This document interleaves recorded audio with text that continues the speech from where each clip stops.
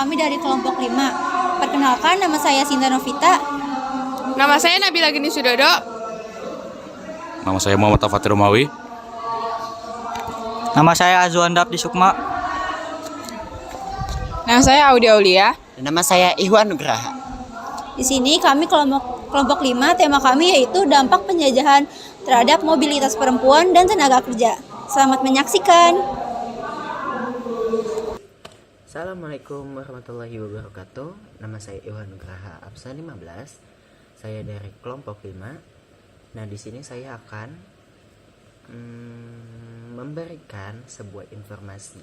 Jungu Ianfu atau Convert Woman merupakan perempuan korban perbudakan seks tentara Nippon pada masa Perang Dunia Kedua.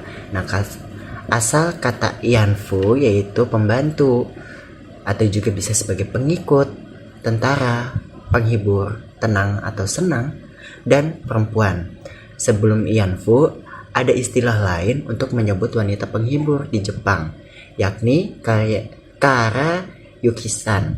Nah, Kara Yukisan ini biasanya menjadi mucikari dan membantu dalam pengelolaan rumah bordil. Akan tetapi, Ianfu memiliki kedudukan yang lebih rendah, yaitu mereka harus melayani tentara mulai kelas bawah sampai kelas atas. Perempuan-perempuan Ianfu ini tidak memiliki hak dalam memilih orang yang akan mereka layani. Buat dia. Halo, assalamualaikum. Dengan Kareni ya. Iya. Nah, teman-teman, ini narasumber kita nih, Kareni. Halo semua, perkenalkan nama saya Reni, umur saya 25 tahun. Oke. Di sini aku mau tanya-tanya nih, boleh nggak? Boleh dong. Oke. Mau nanya apa? Aku mau nanya, gimana sih keadaan Indonesia pada saat penjajahan Jepang terhadap perempuan, mobilitas perempuan dan tenaga kerja? Sebenarnya ini cerita turun-temurun dari keluarga saya. Yang mengalami ini dulu nenek saya. Kalau boleh tanya nih, maaf ya kalau menyinggung, nenek kakak masih ada? Nenek saya udah meninggal dari tahun 2010. Tapi untungnya nenek saya suka banget cerita ke anak-anaknya sambil ngumpul di ruang tamu. Itu kata mama saya dulu. Oke, kita langsung masuk ke topiknya aja ya. Oke. Gimana awal ceritanya kakak? Nenek saya mengalami itu pada umur 14 tahun. Oh, 14 tahun. Berarti masih muda banget ya, Kak? Iya.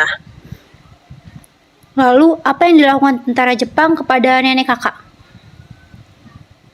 Pada saat itu, nenek lagi main sama teman-temannya bertiga.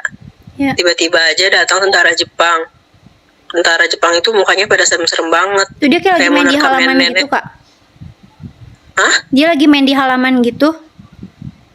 Iya, tiba-tiba aja datang tentara Jepang itu langsung mau ngebawa nenek sama teman-temannya. Terus jadinya teman-teman nenek itu dibawa kemana, Kak? Nenek semua sama teman-temannya digendong, dibawa, semuanya pada nangis teriak-teriak. Tapi nggak ada tetangga yang mau nolongin. Tetangga cuma berani ngintip-ngintip aja dari jendela. Sampai akhirnya nenek mencoba gigit tangan tentara itu, tapi tetap aja nggak bisa. Terus semua yang diculik itu dikumpulin di dalam laju. Oh, ngeri banget. Untung banget kita nggak hidup di zaman itu. Terus, nenek itu sampai meninggalnya berarti punya trauma yang berat ya, Kak? Terhadap penjajahan itu. Iya. Kalau nggak salah kata nenek saya di sana udah ada sekitar 20 orang remaja yang udah diikat di dalam laju. Iya. Itu isinya remaja semua gitu atau gimana? Oh. Ya campur sih, perempuan yang pasti perempuan semua. Nenek udah meraung-raung nangis melihat itu semua kejadian itu. Tapi karena jahatnya tentara Jepang itu, nenek malah dicambuk sampai berbekas-bekas sampai tua. Ya Allah. Sampai jelas bekasannya. Berarti pas nenek meninggal, kakak lihat dong pas mandiin ada bekasnya. Iya. Sedih banget. Terus pas kejadian itu nenek nggak sempat mencoba untuk kabur gitu, Kak, dari Jepang itu? Coba, nenek sama teman-teman udah coba. Nenek coba kabur sama teman-temannya pelan-pelan, tapi tetap aja ketahuan karena penjagaannya sangat ketat di sana. Ya pasti sih. Nenek sampai Apalagi tentara, pasti mereka punya kawanan yang banyak. Pasti mereka bakal ketat sih menurut aku. Nenek sampai kurus kering di situ. Dan ya tahu sendiri, di sana perempuan-perempuan di sana digilir sama tentara Jepang itu. Ya Allah, digilir. Berarti anak-anak Iya. remaja itu digilir semuanya sama tentara Jepang itu. Iya. Sampai akhirnya giliran nenek menangis meraung-raung di sana. Nenek ngamuk-ngamuk dan nendang kemaluan tentara itu. Nggak tahu keberanian dari mana sampai nenek bisa berani nendang tentara itu. Terus pas ditendang, Ya, tapi respon tentara itu gimana Kak? Pasti bakal ngamuk banget itu. pastilah nenek dijambak, dicambuk sampai berdarah-darah. Tapi untung aja karena itu nenek akhirnya nggak jadi dipakai sama tentara itu karena kesel. Jadi ya dilepas aja. Alhamdulillah. Tapi sebagai ganjarannya Tapi nenek nggak boleh makan sehari semalam. oh, karena mereka mungkin udah kesel nih ngeliat di cewek nih, jadi disiksanya nggak dikasih makan. Tapi abis dia kan dia nggak dipakai, tapi suatu saat dipakai nggak itu nenek itu? Iya. Hmm, Tapi nenek ya gitu. untungnya kita nggak hidup masa itu. Hmm. Terus aku mau nanya, Oh iya. kalau di sana Apa? ada dokter-dokternya gitu nggak sih ngecek keadaan cewek-cewek kan tuh sering dipakai? Apa dia kayak ada yang buat ngeceknya? Iya ada. Di situ ada dokter yang ngecek wanita-wanita yang diiket-iket di situ. Di Jepang keren ya dia make tapi dia nyediain dokter gitu. Iya kan dia juga nggak mau kena penyakit kan. Kalau misalkan dicek ada yang udah kena penyakit atau apa, ya langsung aja dibuang sama tentara itu. Terus kelanjutan nenek gimana Kak? Akhirnya sampai itu nenek udah trauma banget kan. Terus nenek Nenek coba sempat kabur. cerita. Iya, Hmm. tuh nenek sempat cerita, tapi nenek malu ngomongnya, katanya nenek pernah dipakai. Cerita ke sekali. orang tuanya atau ke tetangganya gitu. Terus apa? Akhirnya pas malam-malam nenek mencoba melarikan diri pelan-pelan. Oh dia mencoba Lewat. mencoba dari Jepang itu, tapi bisa nggak Kak? Ya bisa, tapi ya emang medannya berat banget, harus manjat-manjat sampai pagernya itu banyak kawatnya sampai lecet-lecet berdarah-darah nenek. Tapi akhirnya bisa lolos. Bisa lolos, alhamdulillah. Terus kelanjutannya Iya. nenek udah sampai Terus- rumah apa gimana? Terus pas udah lewat pagar, nenek bingung, nenek nggak punya uang, nggak tahu jalan pulang. Tapi untung aja, alhamdulillahnya nenek ketemu seorang delman, bapak-bapak. Nenek minta tolong kan. Dianterin ke rumahnya gitu ya? Alhamdulillah. Iya, nenek bapak itu mau nolongin nenek Alhamdulillah. sampai di rumah. Sampai di rumah, nenek langsung dipeluk sama papa. Kalau nenek nggak ditolongin, mungkin nenek nggak bakal bisa ketemu sama mama dulu ya. Iya, Oke, iya. jadi yang kakak tahu segitu aja. Oke, makasih banyak Iya, segitu aja sih. Makasih banyak ya Kak sudah meluangkan waktunya untuk sharing pengalaman nenek yang dulu yang bisa dibilang itu cerita yang kurang enak. Sebenarnya di sejarah itu cerita itu diumpet-umpetin karena itu disebut sebagai aib oleh Indonesia karena Indonesia perempuannya dipakai sama tentara Jepang. Iya. Oke, terima kasih ya Kak atas informasinya. Iya, Iya. sama-sama Sinta. Assalamualaikum. Waalaikumsalam. Di sini saya akan membacakan heuristik perbandingan. Nah, era pendudukan Jepang, golongan perempuan dimobilisasi atau diwadahi dalam organisasi Fujinkai. Di organisasi ini, perempuan diajak untuk bergerak dan berorganisasi di bawah pengawasan ketat Jepang. Para perempuan Fujinkai diharapkan bisa membantu Jepang untuk mengarahkan massa, memberikan pengajaran kewanitaan dan memberi solusi atas persoalan sehari-hari yang terjadi di tengah masyarakat ketika terjadi kelaparan. Ibu-ibu Fujinkai akan memperkenalkan panganan alternatif yang disebut bubur perjuangan, juga bubur Asia Timur Raya. Fujinkai jadi organisasi yang mempertemukan perempuan Indonesia dari berbagai kelas sosial sehingga jangkauan komunikasi dan pergerakan perempuan di era itu makin luas meski diberi ruang gerak.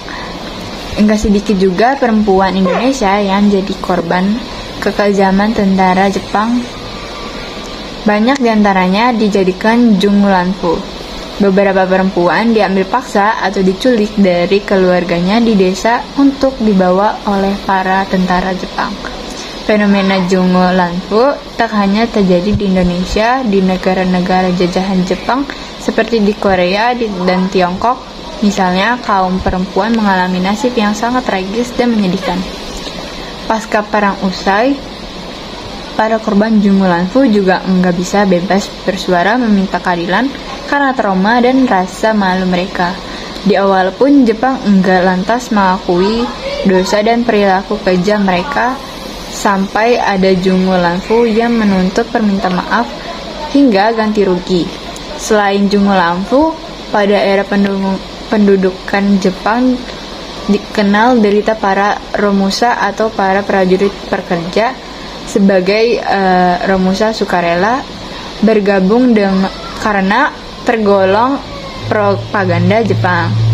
Sedangkan sebagian lagi memang dipaksa dan enggak punya kuasa untuk menolak. Para romusa ada yang bekerja di daerah sendiri, tapi ada juga yang dikirim ke negara lain untuk bekerja seperti misal ke Thailand dan Burma untuk membangun rel kereta api. Nah, sekian dari saya. Terima kasih. Berikutnya saya akan memberi kritik, yaitu yang berupa saran. Saran saya adalah ketika membahas topik yang sensitif seperti ini, penting untuk memberikan perhatian dan empati yang cukup. Juga memperhatikan sensitivitas narasumber dan pendengar, karena cerita seperti ini bisa memicu trauma atau emosi yang kuat. Selain itu, dalam situasi seperti ini bisa berguna untuk menambahkan informasi tentang upaya pemulihan atau cara-cara untuk mengatasi trauma sejarah yang masih terasa hingga saat ini. Sekian, terima kasih. Assalamualaikum warahmatullahi wabarakatuh. Perkenalkan, nama saya Sinta Novita, absen 33. Di sini saya akan melakukan penafsiran tentang tema yang tadi. Nah, selain mengalami penderitaan karena dikucilkan, para mantan Jugun Ianfu juga harus merasakan penderitaan lain yang dimana negara tidak ada untuk membantu. Jugun Ianfu dianggap sebagai aib negara yang tidak baik untuk diungkit lagi keberadaannya. Mengungkapkan sejarah bukanlah membuka luka lama atau membuka aib. Dengan mengungkapkan dan mempelajari sejarah, kita bisa membangun masa depan yang lebih baik. Sekian dari penafsiran saya. Terima kasih. Assalamualaikum warahmatullahi wabarakatuh. Nama saya Nabila Gini Sudodo. Saya akan melakukan penafsiran. Memahami penafsiran sejarah ini penting untuk membangun pemahaman yang lebih komprehensif tentang peran perempuan dan dampak kolonialisme dan perjuangan untuk keadilan dan kesetaraan di masa kini dan masa depan. Halo, nama saya Azuan Dapdi Sukma. Saya akan menjelaskan penafsiran. Halo. Halo. Penafsirannya itu bahwa dalam zaman penjajahan Jepang terhadap mobilisasi perempuan, para perempuan dijumpai oleh tentara Jepang yang mengalami perbuatan keji yang melakukan perkumpulan di Lajo. Mereka dijangkau ketika mereka beraktivitas bersama teman-teman mereka, dan para perempuan yang tidak dapat dijumpai akan mengalami kejangan dan kesakitan serta ketakutan kali yang mengakibatkan mereka mengalami traumatik. Sebagian besar para perempuan yang dijumpai akan dibuang dengan begitu saja, dan yang bikin nenek-nenek trauma yaitu sempat dipakai beberapa pemberontakannya untuk mengalahkan mereka. Ya. Nama saya Muhammad Tafatir Romawi dan saya akan membacakan penafsiran ini. Penafsiran ini adalah sebuah cerita yang menggambarkan kekejaman dan penderitaan yang dialami oleh banyak perempuan di Indonesia selama masa penjajahan Jepang. Saran saya adalah ketika membahas topik yang sensitif seperti ini, penting untuk memberikan perhatian dan empati yang cukup. Juga memperhatikan sensitivitas narasumber dan pendengar, karena cerita seperti ini bisa memicu trauma atau emosi yang kuat. Selama itu, dalam situasi seperti ini bisa berguna untuk menambahkan informasi tentang upaya pemulihan atau cara-cara untuk mengatasi trauma sejarah yang masih terasa hingga saat ini. Assalamualaikum warahmatullahi wabarakatuh. Saya di sini akan memberikan kesimpulan dari materi tersebut. Kesimpulan dalam peperangan, posisi perempuan memang selalu menjadi korban dan tidak terhindarkan dari pengalaman buruk yang mengakibatkan penderitaan fisik maupun psikis.